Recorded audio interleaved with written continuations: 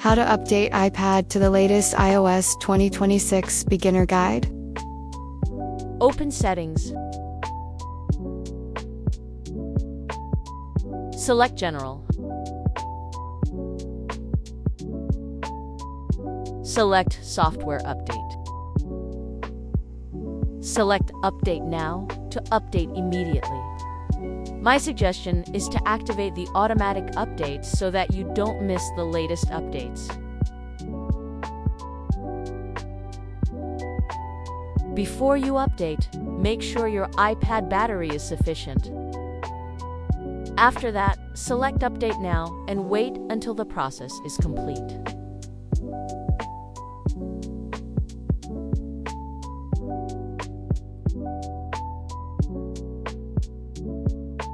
If you have, just set it.